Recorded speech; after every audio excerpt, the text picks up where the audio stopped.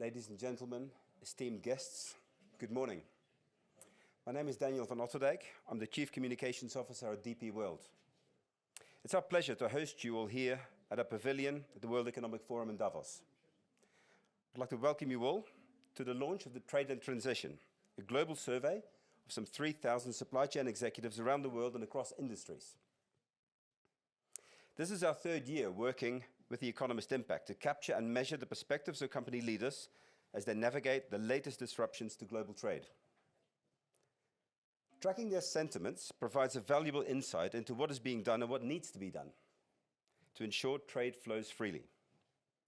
We're especially pleased to be launching this year's research at the World Economic Forum. Before we go into the findings of the report, I'd like to invite to the stage DP World's Group Chairman and CEO, Sultan Ahmed bin Sulaim, to say a few words. Chairman.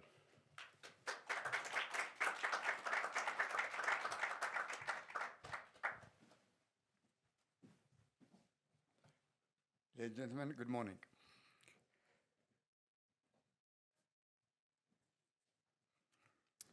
My name is Sultan Ahmed bin Sulaim. I am the Group Chairman and CEO of DP World. It is our pleasure to host you at our pavilion here at the World Economic Forum. I have been to this forum since 1987. It has changed so much, but the only change I will tell you, which I don't like, is that we see more politicians, more presidents of countries coming, disrupting our business because of the security. We didn't have this in the past, but that is the change.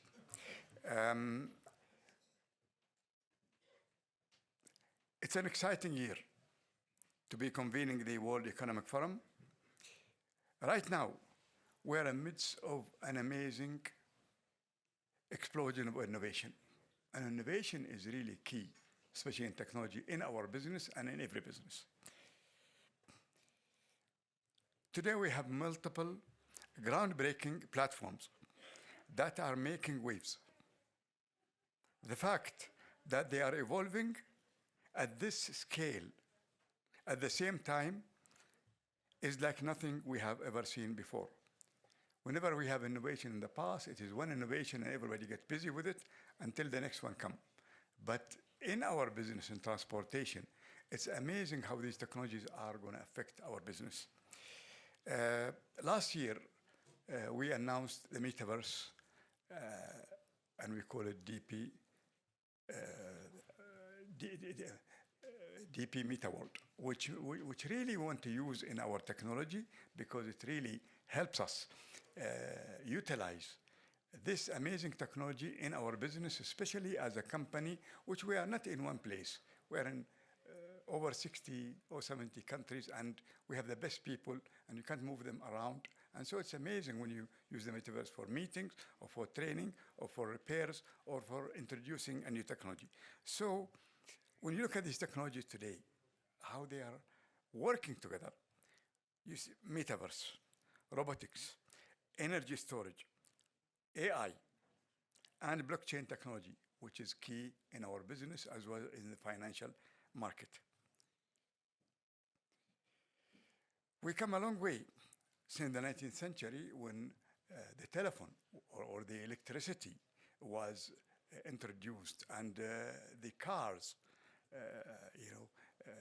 Henry Ford, when he wanted to create a car, he was asking people, what kind of transportation you need? They said, I need a wagon that could be carried by maybe 12 horses, fast and strong and all that. And people still thinking of the horse when he wanted really to do the car. But this technology they were not working at the same time. They came into different intervals. But look how the cars came a long way today with self-driving cars, smartphone connection communities, anywhere at any time. So an S-curve in the journey of an innovation from the start to finish, from the beginning of development to accelerating the progress to stabilizing and sustaining it. With major innovations being developed all at the same time, we will no longer have innovations and inventions being developed one after another as it was in the past. Today, with multiple innovations, we have S-curves feeding into another S-curve. And that is very interesting. Each innovation becomes a building block for the next big thing. We have the technology, we have the digital technology, we have the ability, we have the knowledge, we have also the user-friendly technology. Where in the past, when I was studying computers, you have to learn how to program, you have to learn the language of the computer. Today, it is the idea, and the computer does a lot for us. So it's helping us. We're constantly improving and surprising ourselves with the potential that we all have.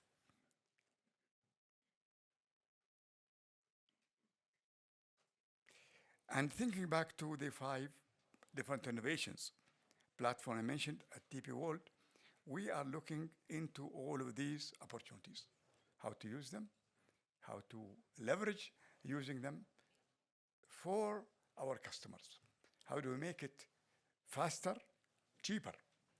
How do we transport or advise our customer that I'm transporting this container from you, from in our strategy, from factory floor till customer door? So from factory floor, there could be 60 or 70 alternative routes, combining air or sea or whatever. Which is the most efficient? Because at the end of the day, I'm working to make sure that the customer get the best rate and the fastest way. And with the knowledge and accumulated knowledge of DP World, with our spread around the world, with the key people we have, this is something very interesting, and we are able to do that. So when you look at these technology right now,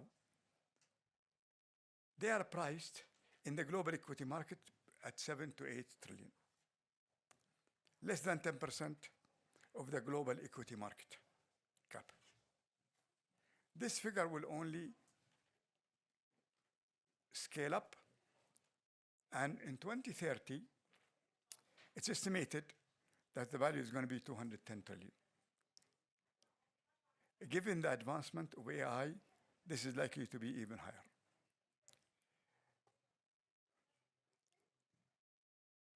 This is just show you how far we came and how far we will go. Now we are at the right side of change. We have multiple technologies with different capabilities, creating exponential growth by themselves. This is a pivotal period of transformation and disruption for our business. We must all embrace it, take advantage of it, develop it, and utilize it for our customers. Trade today is a transition that we will see. It will reveal about how private sector is building in resilience to their supply chains and shaping global trade for the future. It's not surprising to see that the use of digital tools for inventory management is the most effective supply side resilience strategy, according to 30% executives surveyed. More than just using digital tools for inventory management, 35% of executives say they started using advanced technology in their value chain compared to 31% last year. Technology sits at the heart of connecting our world, building resilience, creating equal economic opportunity. Despite the economic outlook in 2023, which in my opinion is overrated, we already started 2023. When you look at a boom in business and they say in a certain year the boom will happen, it doesn't happen in 1 year, it takes time. And the same thing with bad things. It might trickle, it might show, but we are resilient and we have learned how to deal with it.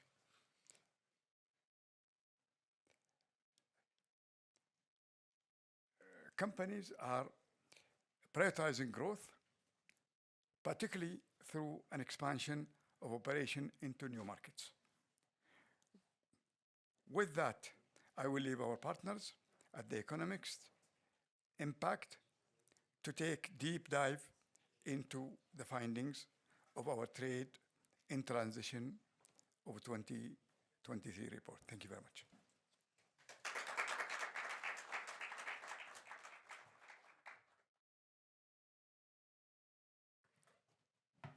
Good morning, and welcome to the launch of Trade in Transition 2023. My name is Melanie Norona. I'm a Senior Manager for Policy and Insight at Economist Impact, and I'm truly pleased to be amongst all of you here today. Now, at Economist Impact, we help our partners lead evidence-based conversations, really on the issues shaping our world today, and to engage the stakeholders who matter. And in this critical discussion today on the trends shaping the trade landscape, we want to express our gratitude to DP World for their support of this research and for hosting us here today at this wonderful pavilion. So a warm round of applause to DP World today.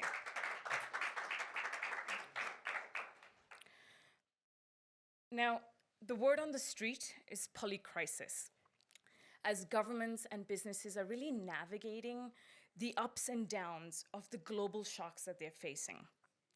It's the war in Ukraine, the ensuing energy crisis and inflationary pressures, and of course as well the ongoing persistent threats from COVID-19 lockdown. And as a result, the growth that was promised, that was expected in 2022, never really materialized. And all of these global threats we're seeing have led to calls for protectionism from governments, from politicians, and really pulling in that call for reshoring and regionalization. And and this is something I said when we launched Trade in Transition last year. I said, we know how politicians feel about trade and protectionism. But how do companies, those who are on the front lines of trade, how do they feel about it? And that is what this research is all about. Now, in the first two editions of Trade in Transition, we explored the challenges that companies were facing against a backdrop of the pandemic. And now in this third edition, we explore how companies are navigating a fresh series of global shocks in a very protectionist climate. Our research, as was already mentioned, presents the views of over 3,000 executives from all over the world across 6 regions. So that's North America, South America, Europe, Middle East, Africa, and Asia Pacific, and really includes in-depth interviews as well from experts around the world. To take our analysis a step further, we've also conducted some GTAP modeling to quantify the impact of certain scenarios. So for instance, if inflation persists, or if there's a sudden or significant deterioration in the US-China trade tensions. And also on the positive side, the increasing use of technology. And I'm truly thrilled to be talking through some of the key findings of our research over the next 10 minutes or so. So starting with that macro environment, our in-house forecasts really show that trade growth is only expected to be at about 1.2% in 2023, compared to the 4.1% that was estimated in 2022. And this is really against a backdrop of potential economic contraction in the euro area and really anemic growth expected in the US as well of about 0.2%. And amidst all of this, we're seeing that companies are really searching for those pockets of growth. So there's some key markets around the world that are expected to post some growth. For instance, the Gulf countries on the back of high oil prices. We have pockets of growth as well expected in certain sectors like electric vehicles, technology, infrastructure, and healthcare, for instance. And really what we're seeing is how these businesses are placing this emphasis on trying to identify these sources of growth. Now, as we continue to look at the macro environment, we truly need to understand the inflationary environment in which these businesses are operating.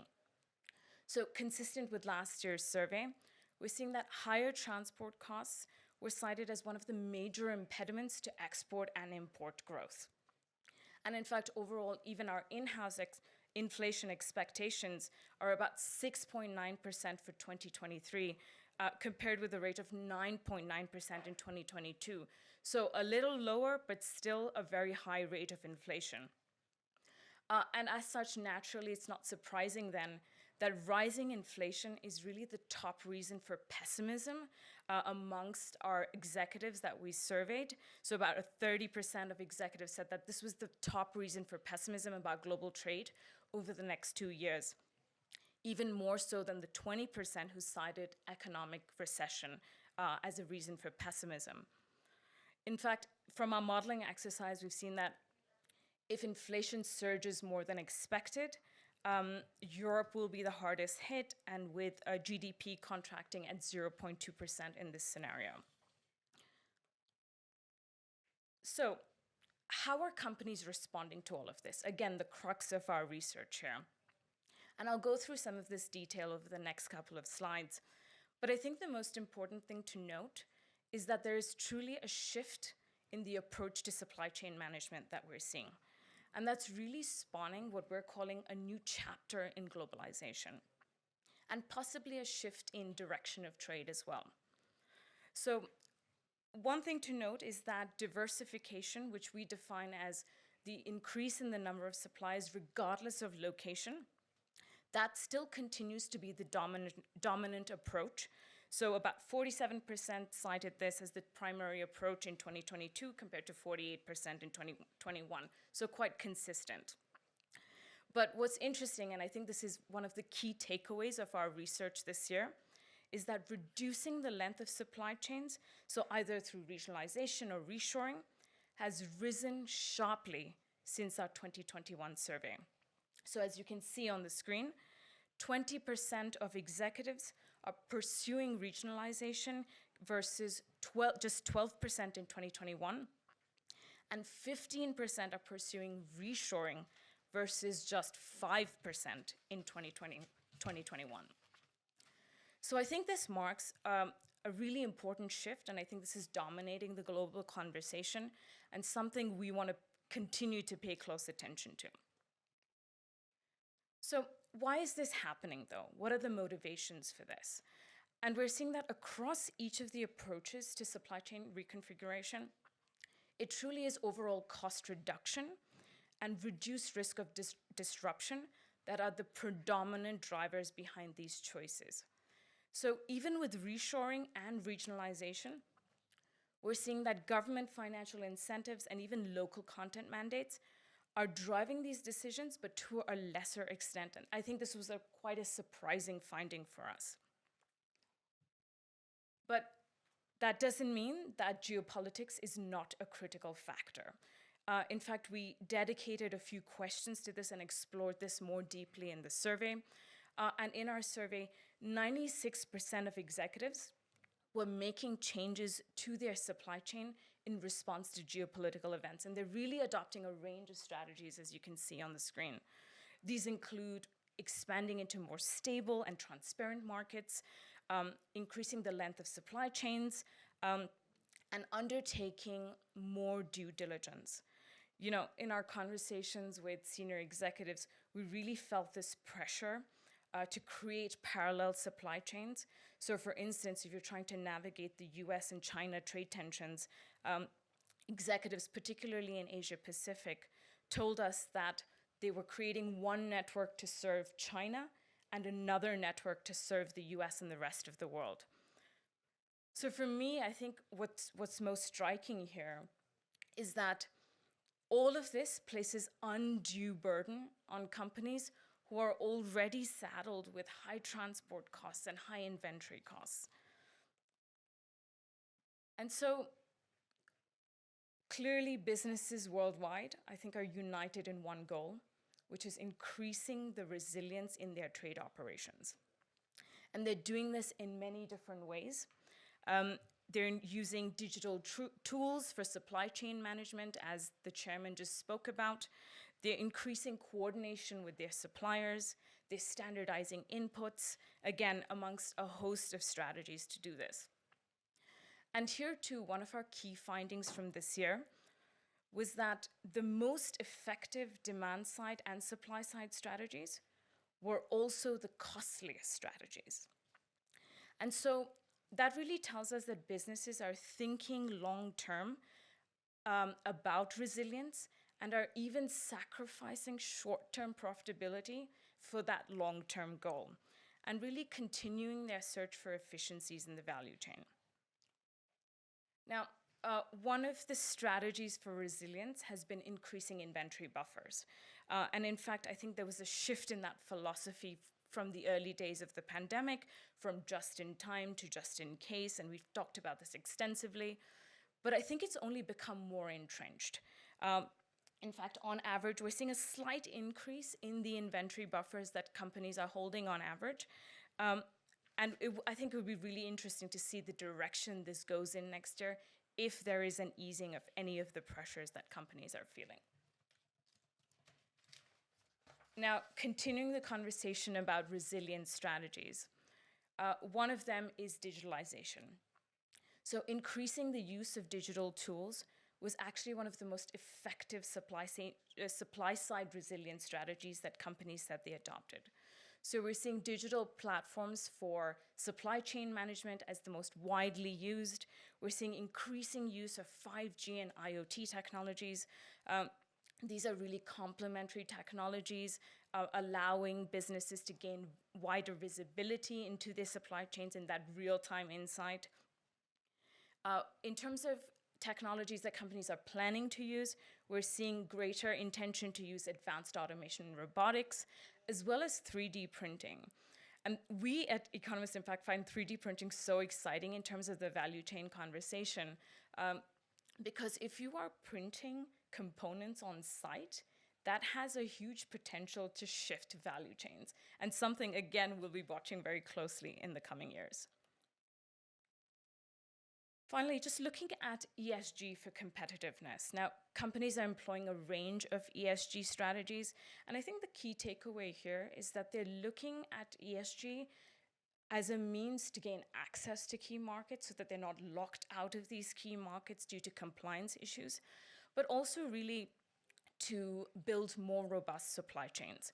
And we're seeing so many initiatives as well that they're adopting, including aligning reporting ESG frameworks, but also investing significant amounts of their profits in some of these initiatives. Again, showing that people and companies are moving beyond the initial stages of the ESG initiative. A final segment that we've looked at in our research is trade and services, which is increasingly growing in prominence. So all regions display a significant home bias, primarily sourcing services from within their regions, and that's what we found in our research. And this is particularly concerning for developing countries, especially those who are lagging behind in their industrialization policies, just because there's a big conversation about leapfrogging manufacturing and moving straight into those high-end or high-value services. So if more services stay within developed markets with little outsourcing from developed to developing markets, this is likely to exacerbate a lot of the inequality that we're seeing in trade. And again, one of the issues I think we're trying to stay on top of. Now, I have merely scratched the surface of the research that we have in there. I do urge all of you to access our research at tradeintransition.economist.com. I truly hope that these insights will spark discussion and debate, but possibly more importantly, help policymakers and business leaders guide and navigate some of the global challenges that we're facing. So thank you very much.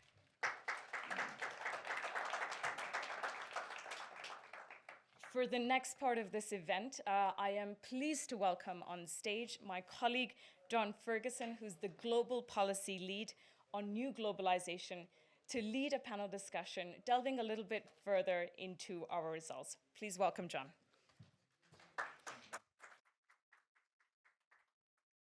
Good morning, everyone. Really great to be with you all, and thanks so much to Mel for summarising, I am biased, but a great piece of research that our colleagues have done. So in a couple of minutes, I'm going to invite a great panel onto the stage, and it's my job to manage this conversation. Over about 30 to 40 minutes, I'm going to be asking our great panelists a few things. We're going to dive more deeply into policymakers. You know, this program is called Trade in Transition, but another way of saying that is that trade is in trouble. Now, I work for the Economist Group, so I believe in free trade, but trade is in trouble. So this conversation is about what can policymakers do? What can policymakers do to help companies increase resilience? And maybe what can policymakers do to not be a hindrance to global companies? So there's a couple of guests on this panel that I'm really looking forward to hearing from. So now, 30 to 40 minutes of a great panel discussion. I am going to try and manage time, and I have my colleagues who are going to help me. I will try to make sure I leave 5 to 10 minutes for Q&A. So this is a fantastic topic, and I think there's going to be a lot of questions. So please hold those to the end, and I'll make sure I manage the time to give you 5 or 10 minutes at the end for Q&A. But if I can invite our guests to the stage, I'll then briefly introduce you on stage. Please join me on stage, our panelists. Sultan.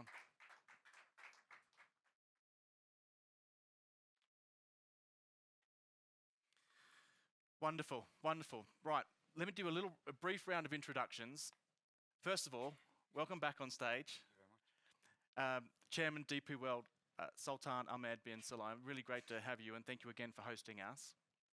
Next, I'd like to give a warm welcome to Sarkis, JB Sarkis, Secretary of Foreign Trade and Economic Affairs from Brazil. Really looking forward to hearing your insights here as well.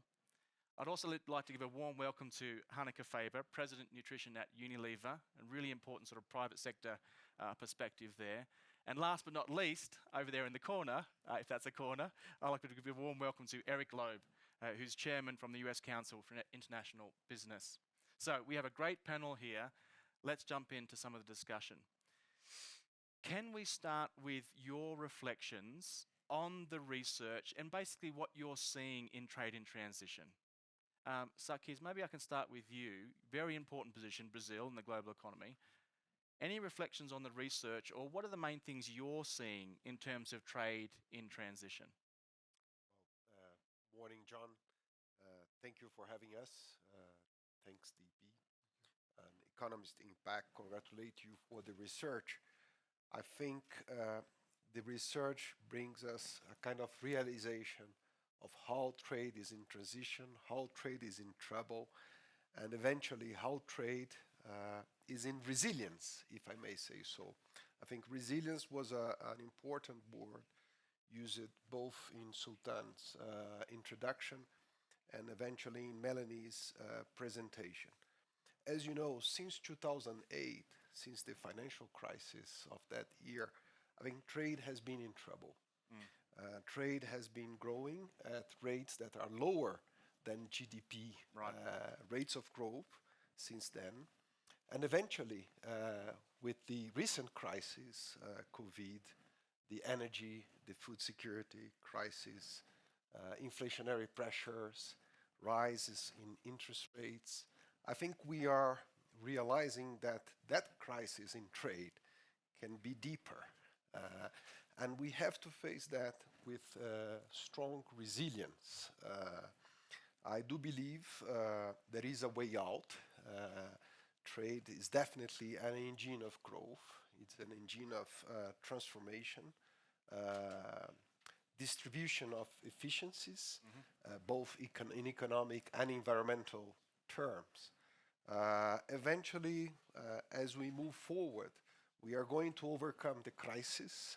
We will be resilient to these shocks, but we will see data showing difficulties in the ignition of trade at high levels as we would expect. I think your numbers are very much close to the numbers of the recent report by the World Bank, the global economic prospects.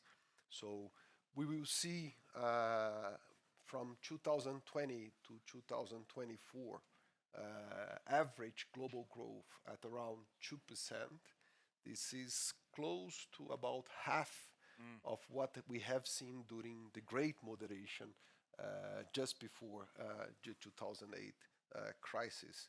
So for a while, trade will not be the main sources of growth, but it will come back as such. Hopefully, fingers crossed. Sultan, can I ask you? I know you shared in your opening remarks some highlights, but if there's one more highlight from the research, or you're on the front line, what's one thing you're really seeing in terms of trade and transition that stands out to you? Is it the digitalization you mentioned? Is it the regionalization? What's one thing you're really seeing? Let me tell you, all of it is happening out of necessity and out of experience. During the pandemic, we were faced with a problem where many decisions to limit and isolate this pandemic put a lot of pressure on us. And that pressure really made us accelerate amazing technologies, cargos, and many soft technology, which helped us. So we have done a lot. And it is in our business today. I think the biggest challenge in our business is how fast a consignment can reach. And this is what the pandemic have produced, actually. People never thought, I never thought you want to buy a car and take you 3 years to get it now. It's happening.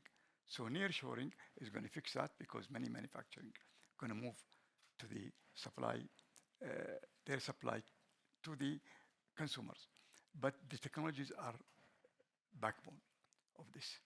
And we're using it both in soft, like the platform we have accelerated and launched, and also in hard. And we did an amazing technology which really transformed the way we operate a port. So it's called BoxPay, which is in YouTube. Anyone can see it. But the interesting thing about it is that it increases your capacity and remove actually the yard equipment from the business and make you do your business faster. And today, all the shipping line don't want to stay long in any port. They want to go in and come out fast. As efficiently as possible. Absolutely. And then information is very important. Information helps us when we do track and trace, help our customers to really organize their inventory. So we, as DP World today, not anymore we are only concerned in the port, but we're really concerning from the time the cargo moves from anywhere to the destination of the customer. And the customer could be in many destinations we have.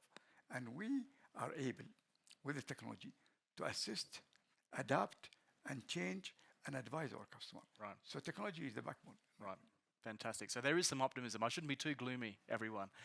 Hanneke, let's come over here. I mean, any reflections on our research, or basically, what are you seeing in terms of trade in transition right now? Yeah, no, great research, first of all. So thanks, Melanie, for sharing that with us. So Unilever is on 190 countries, so international trade is incredibly important to us.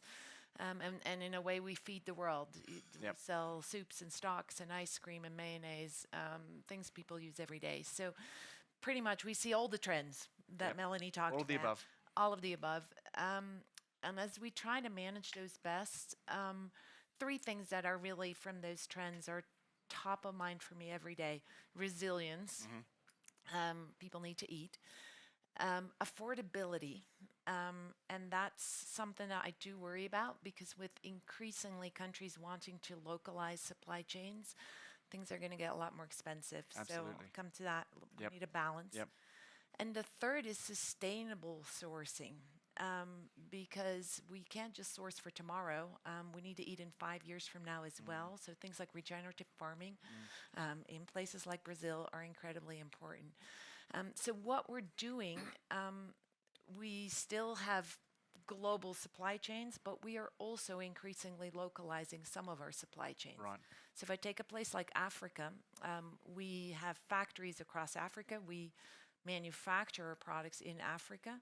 But until 2 years ago, only 20% of the raw materials for what we make in Africa came from Africa. Right. We were bringing eggs from France to make mayonnaise in Africa, like there's no chickens in Africa. So that cannot be. And the driver was sustainability of that particular. The driver's all three. So resilience. Yep, With right. COVID, we Yep. needed more resilience, so we needed to bring things closer. Price and sustainability for local communities. So those trends Yeah. moved in the same direction to help you make. Absolutely. Because I'm curious about when Yeah. they move in opposite directions. No, but no, that no. They're case- moving in the same direction. So we're now at 65% in just 2 years' time. Right. So this can be done. You can regionalize or Yep. nearshore, or whatever we want to call it, those Yep. supply chains. Yep. And that's good for everyone. But it cannot be 100% because then costs will Right. skyrocket and we'll have more consumer discontent, which is So what there's a you balance, mentioned. and I guess every company has to find that Absolutely. balance. What works for them? Yes. Eric, you've been observing US politics, trade for a long, long, long, long time.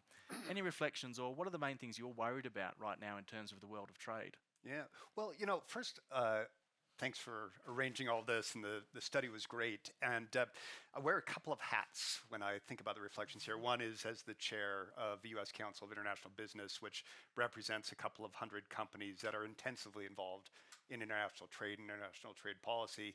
And the other hat is as the head of global government affairs at Salesforce. So the item that jumped out with some transparent bias was the increased use of digitalization for resilience. And Sultan, you brought some excellent examples, and I'll add some more because I think it is so important for policymakers to think about before you go to market restrictions. Think about what are the other enabling tools for resilience before turning to that. And in digitalization, of course, we have the wonderful examples of how having greater visibility of all of the data and data visualization give you a sense across your entire supply chain of all the different moving parts, so you can make really well-informed decisions about what you need to adjust and adapt. And we're seeing all of the logistics companies doing this in an amazing new way. Then, of course, digitalization, even at things like customs processes, which has, even to this day, a lot of it is still done in paper process. Which seems amazing. Moving that Not in to a good way. digitalization, the speed that you get to there. But then something that's super exciting, and it ties into one of the reflections there of just how localized a lot of trade is and traditional people involved in the trading systems. Another way of resilience is diversification by bringing new players in. So digital platforms can now allow not just the traditionally large players, but SMEs get onto a platform. Or look at the low amount of trade from Africa, right? Traditionally underrepresented within the global supply chain.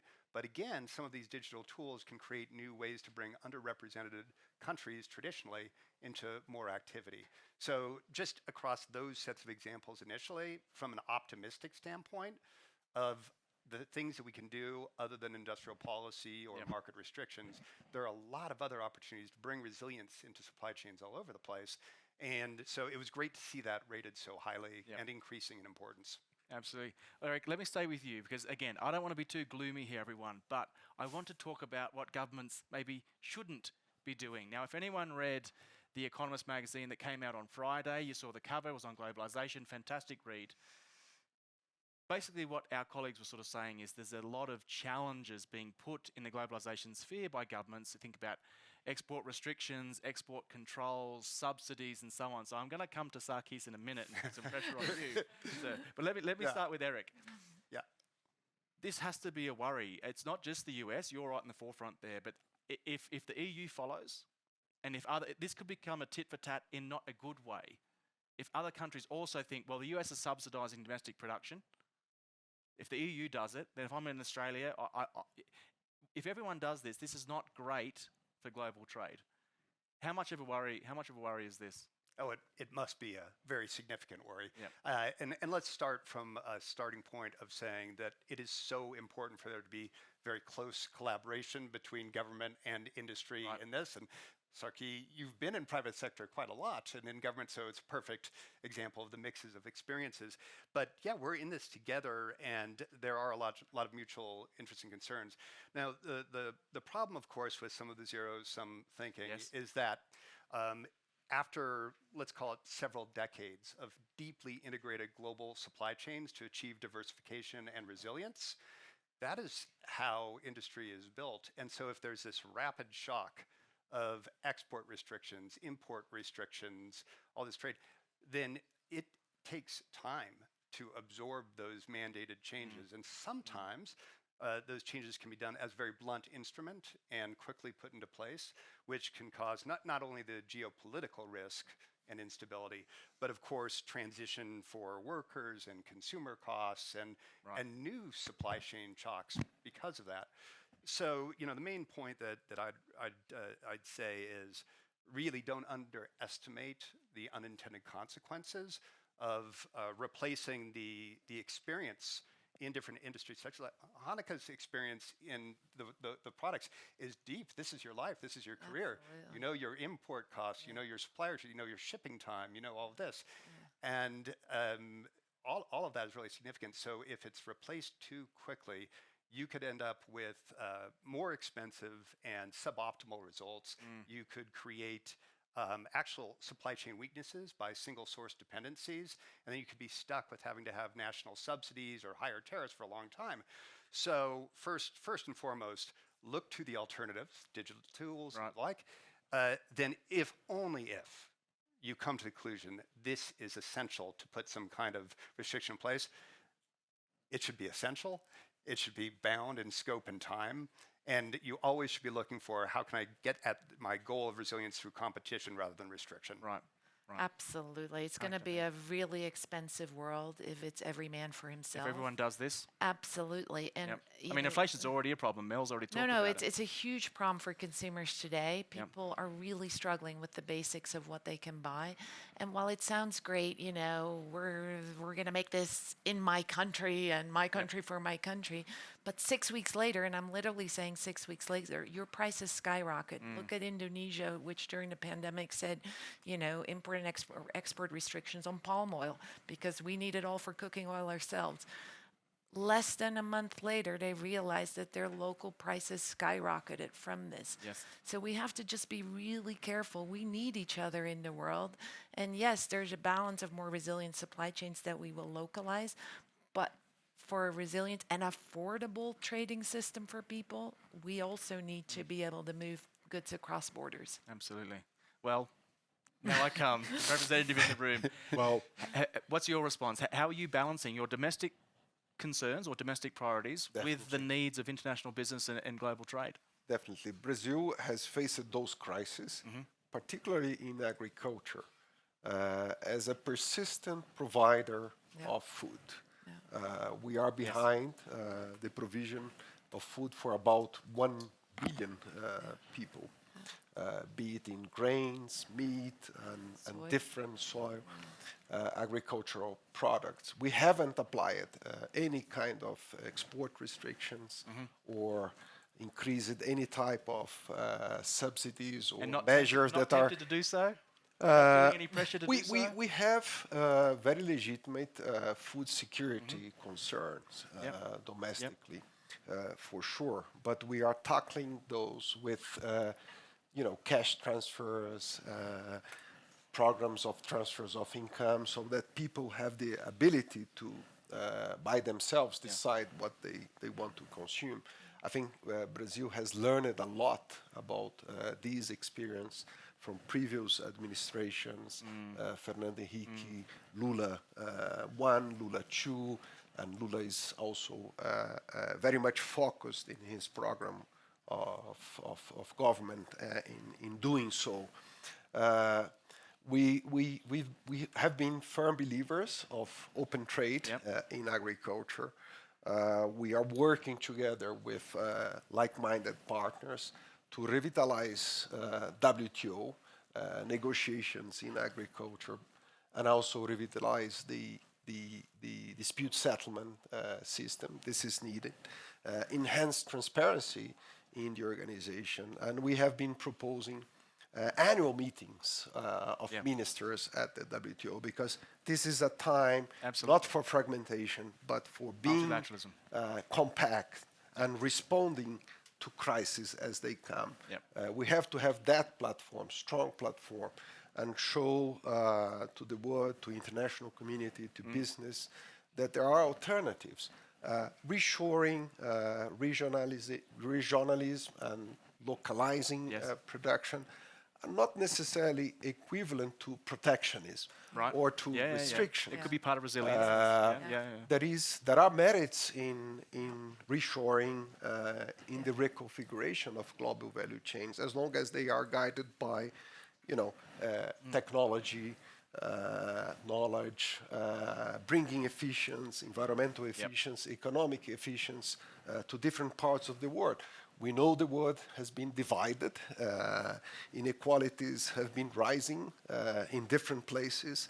There is discontent towards globalization.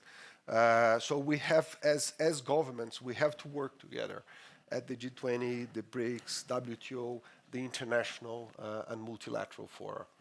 I agree. And if I might just jump in, compliment please. Brazil, actually, because you asked earlier on, can you combine all these forces? Yes. Brazil sometimes gets a bad rep, but what we find is Unilever is not only is Brazil keeping its borders open, few restrictions, but also sustainability, especially deforestation, is high on the agenda and relatively easy to work with you guys on programs that are good for trade and good for the planet. Absolutely. Sultan. We notice on reshoring, a lot of it is happening because of cost. So I am of course As a cost reduction measure. absolutely. Today, after the pandemic, the world learned that you cannot produce everything in China, and China is very expensive. I can tell you, we've been there for 15 years in the port, and our costs per workers are increasing 20% every year.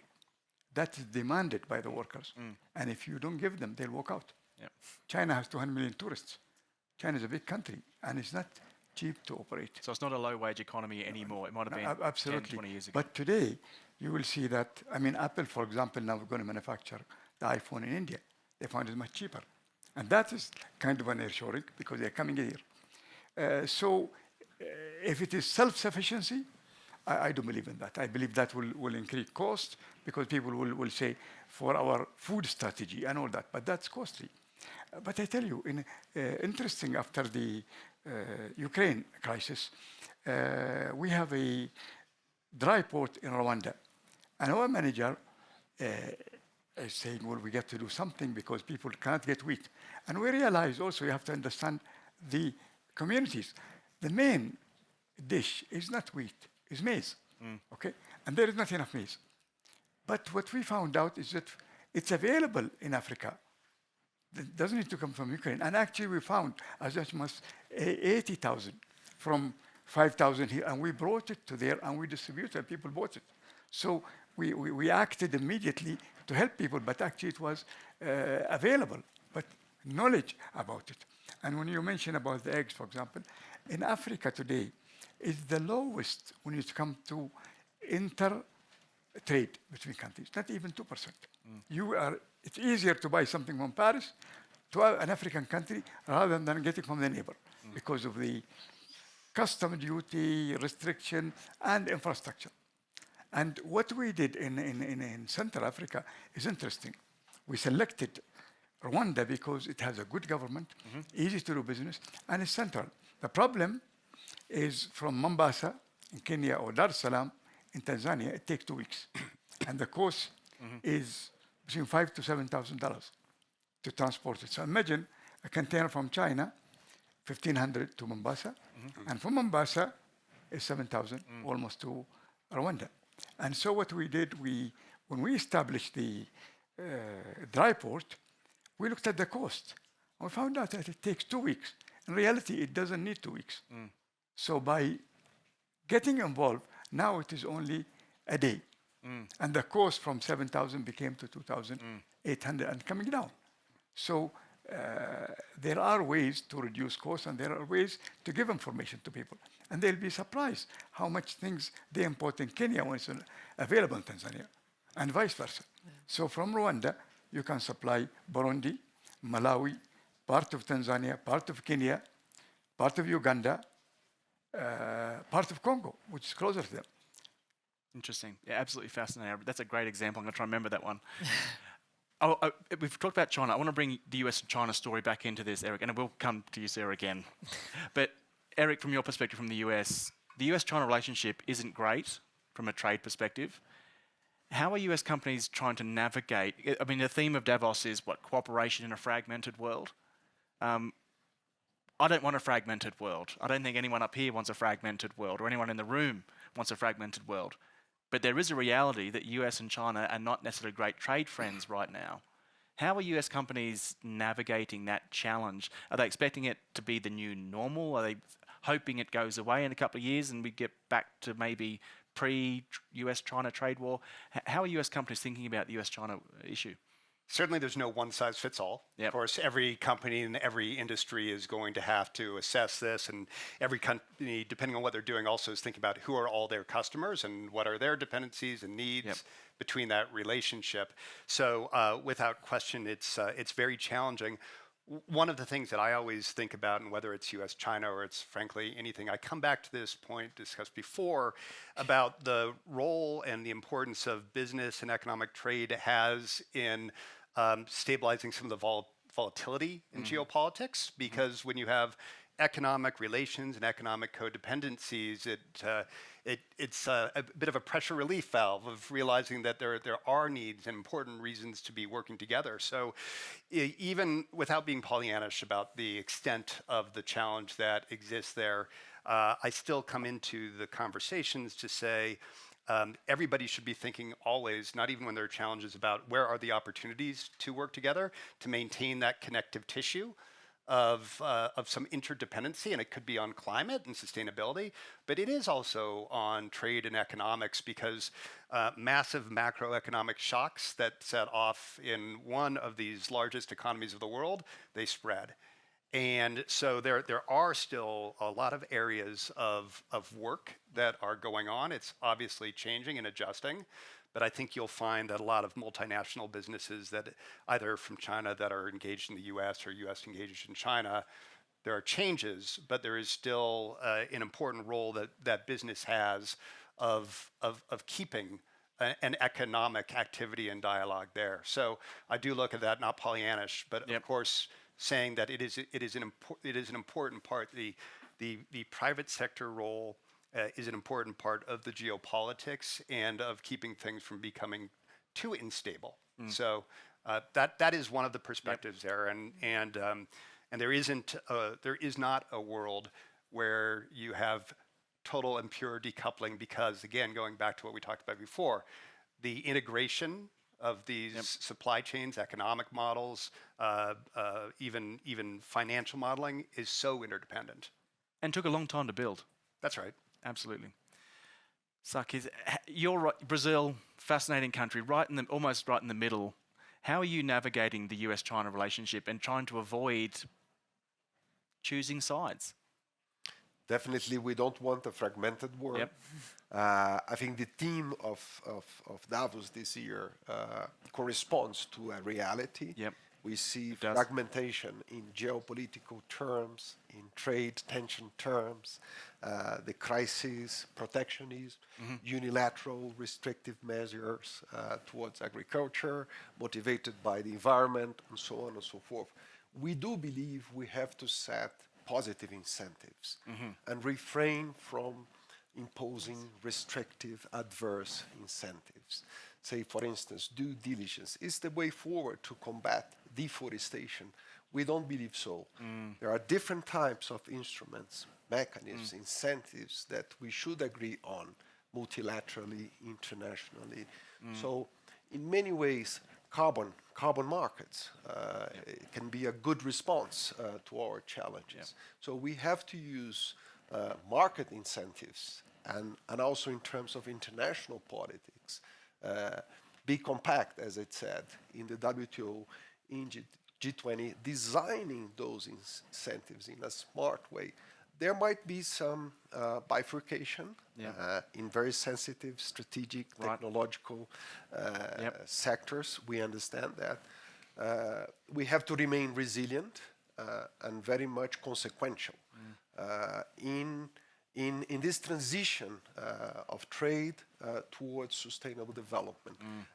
Trade can be an extraordinary, fantastic instrument for spreading knowledge, technologies, efficiencies. Again, not only economic efficiencies, but also environmental efficiency. Absolutely. We do believe Brazil can play an important role, not only in terms of agriculture and food, but also in terms of biodiversity. And also Brazil has, among G20 countries, the cleanest, the most sustainable energy metrics for many decades. If you look at the levels of CO2 emissions of Brazil per GDP or per capita over the last 30 years is the lowest. Many countries in Europe, elsewhere, are converging towards the metrics Brazil has established to itself for a long time. So we do believe in for instance, in power shoring. Brazil can be not only an agriculture, important player in agriculture, but also in industry, in services. And companies can rely on Brazil's affordability, security, and sustainability in energy provision. Absolutely. Now, everyone, I'd love to come to you for questions in 1 or 2 minutes, so get those questions ready, please.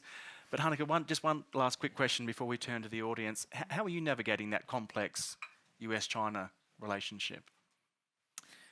Yeah, this one for us is probably a little easier because in food there isn't a whole lot that goes between. They're just too far away, and they're both very large. So there's a lot of US for US and a lot of China for China. I think in our Asian supply chains, we did have a lot of dependency on China, which again, we're localizing some of that just because it makes more sense. We probably had an over dependence on China in terms of materials. But that doesn't mean that we're not going to rely on China for some of the materials. Right. So again, it's all a balance. Yep. Absolutely. Thank you so much. Yeah. Okay, everyone, there's a lot to digest. Happy to take any questions from I have more questions. I can talk for days on trade. Right, but I'd love to hear your questions from the floor. Anyone have any questions for our great panelists up here? Don't be shy. Don't be shy. I mean, I just have a Please, yeah. in terms of, look at the last 25, 30 years. And the real trendsetter was the way trade barriers dropped and it became a global place. What a lot of people seem to forget is that was the precursor to globalization was a seamless global financial system. I think sometimes talking about globalization and not talking about the fact that the global financial system is no longer seamless, I think we are missing a point somewhere. Right. So you are seeing a massive amount of bilateralism already started, which is a reflection of the fragmentation that is taking place. And therefore, I think some thought should be given to having a seamless financial system. You mentioned unilateralism as a word. The global institutions were not designed for those who had premium positions in those global institutions to disagree with each other. They were supposed to always be in agreement to perpetuate the system. And I think this is much bigger than just a trade issue. The fact that the 5 nations who sit on vetoes don't get along is the single biggest threat to a global financial system. So the green shoots we can all look for to take us away from the gloom that we all face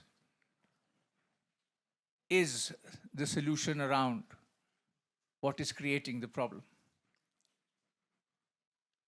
You cannot have 5 with these extraordinary rights fighting with each other.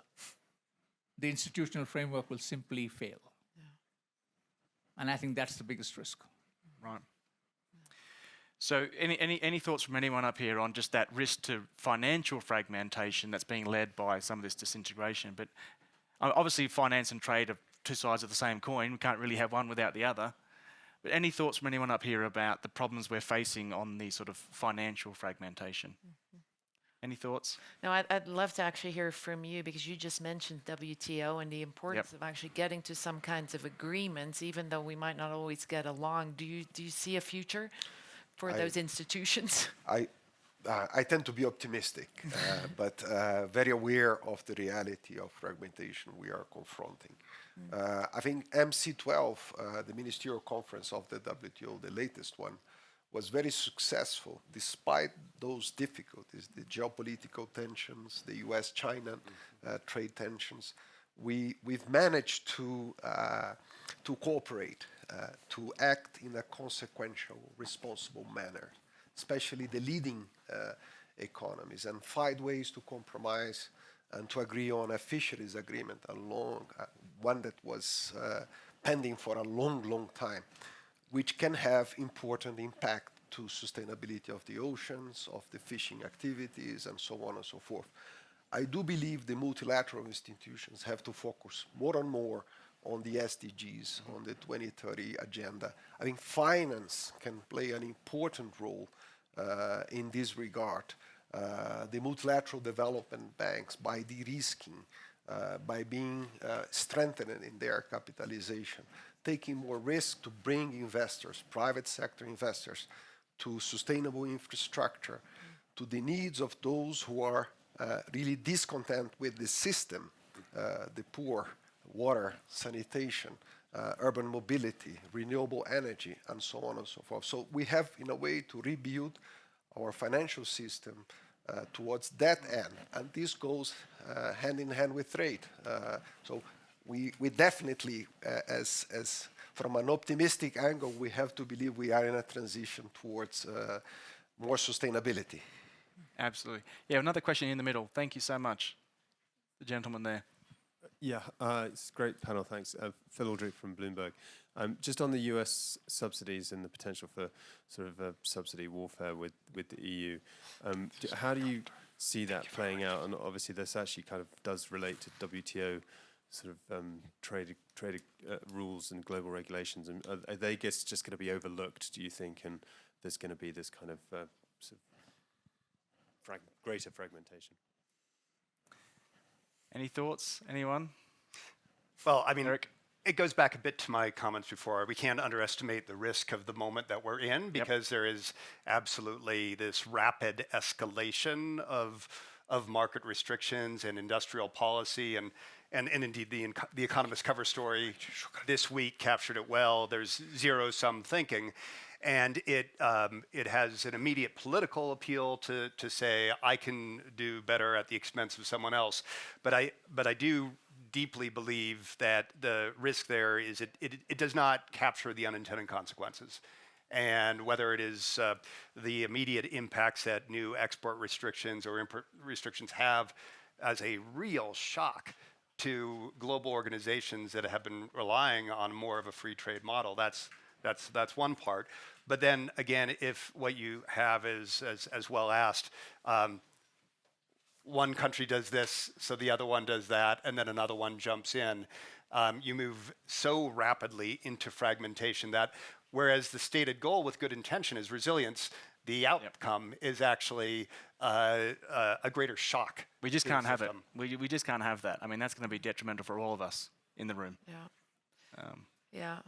No, I think that is absolutely true. So there's some very concerning things about some of the actions of the U.S. But I think as a company that operates in the U.S., as a big operation in the U.S., there's also some very positive things to the Inflation Reduction Act. The fact that there's incentives for clean energy, incentives for climate positive farming is really important. And I think there's other regions who can take a leaf out of the U.S.'s book there. That's a good point. Yeah. Absolutely. We've got time for maybe one more question, maybe 2 or 3 minutes left. Any last burning questions from the floor? I have one last question, but yeah, one more, and then we'll wrap up. Thank you so much. Sorry, you'll get to ask after. So I have 2 questions, really quick ones. One for the panel as a whole.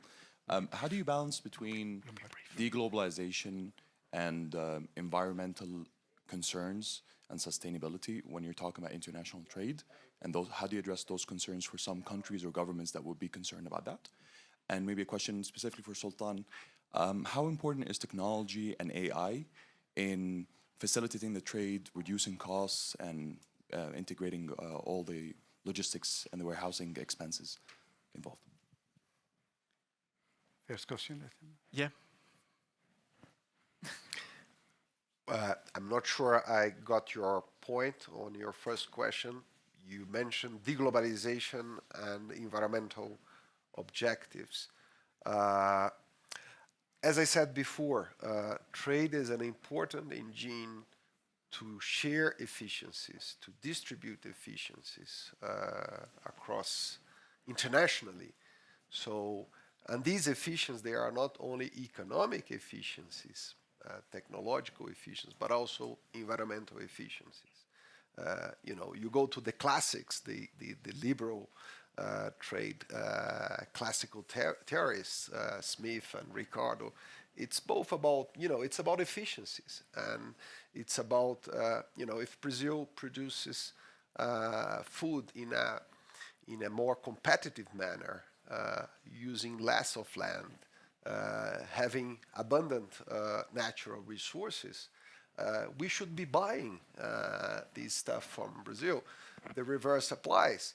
So there will be there is some deglobalization, but I don't think we have to see deglobalization as equivalent to rendering supply chains cleaner, or, I don't see that connection in a direct way.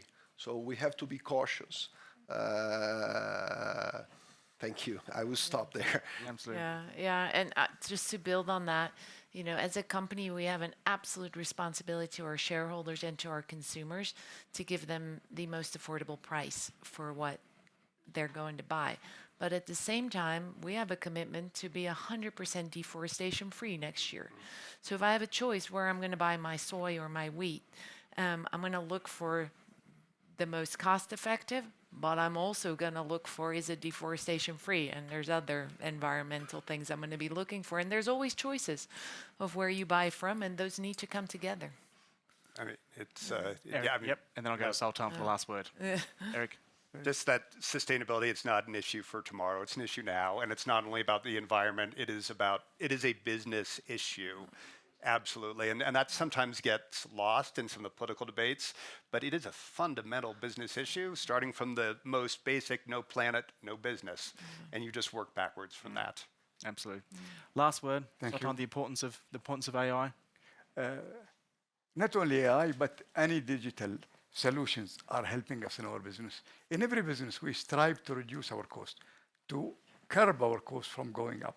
And machine learning or AI is helping, definitely, one of the tools, because it uses all the accumulated knowledge that we have and deal with an issue instead of a human.